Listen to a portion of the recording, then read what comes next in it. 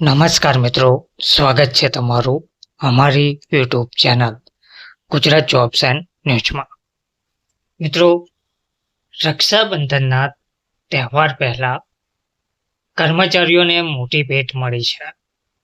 નિવૃત્તિ વયને લઈને ખૂબ જ મોટા અને સારા સમાચાર સામે આવી રહ્યા છે, જેની સરકારી કર્મચારીઓ ઘણા લાંબા સમયથી માંગ કરી રહ્યા હતા.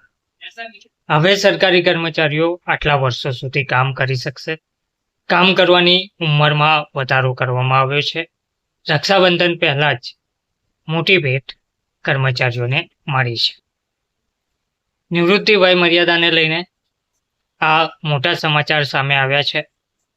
દેશના ઘણા રાજ્યોમાં ફરી એકવાર સરકારી કર્મચારીઓ દ્વારા નિવૃત્તિ વય મર્યાદા વધારવાની માંગ કરવામાં આવી રહી છે. વિવિધ રાજ્યોના સરકારી કર્મચારીઓ અને કર્મચારી સંગઠનો દ્વારા ફરી એકવાર માંગ કરવામાં આવી રહી છે કે નિવૃત્તિ વય મર્યાદામાં વધારો કરવામાં આવે. તો સરકારે આ માંગણીઓ પર ઘણી વખત નિર્ણયો લીધા છે અને તેમની નિવૃત્તિ વય વધારવામાં આવી છે. આ દરમિયાન સરકારી ડોક્ટરો માટે એક સારા સમાચાર સામે આવે છે.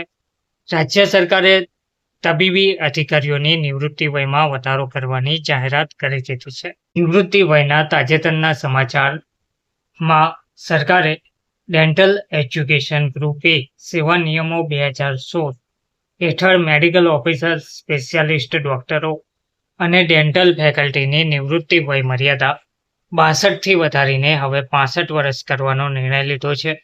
નાણામંત્રી હરપાલે મંગળવારના રોજ આ જાહેરાત કરી છે. તેમણે કહ્યું છે કે નાણાં વિભાગે મેડિકલ એજ્યુકેશન અને રિસર્ચ વિભાગના પ્રસ્તાવને સત્તાવાર રીતે મંજૂરી આપી દેવામાં આવી છે.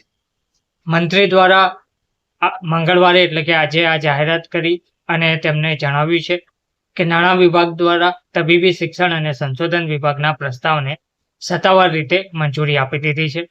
વધુમાં તેમણે જણાવ્યું છે કે આ મંજૂરી પછી ડેન્ટલ ટીચિંગ ફેકલ્ટીની નિવૃત્તિ 65 વર્ષ સુધીની રહેશે, જે અમૃતસર અને પટિયાલાની સરકારી મેડિકલ કોલેજો અને હોસ્પિટલોમાં મેડિકલ ટીચિંગ ફેકલ્ટી માટે પહેલાથી જ અમલમાં મુકાયેલી નીતિ સાથે સુસંગત કરવામાં આવી છે.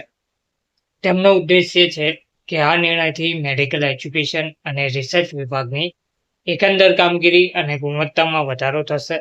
આ નિર્ણયથી 112 ડેન્ટલ ટીચિંગ ફેકલ્ટી સભ્યો અને સંયુક્ત ડિરેક્ટર સહિત 113 વ્યવસાયિકોની સેવા અવધિમાં વધારો થશે, જેથી આ મેડિકલ ફેકલ્ટીની કુશળતા અને અનુભવનો ઉપયોગ મેડિકલ એજ્યુકેશન અને રિસર્ચ વિભાગના પ્રદર્શનને વધુ સુધારવા માટે થઈ શકે.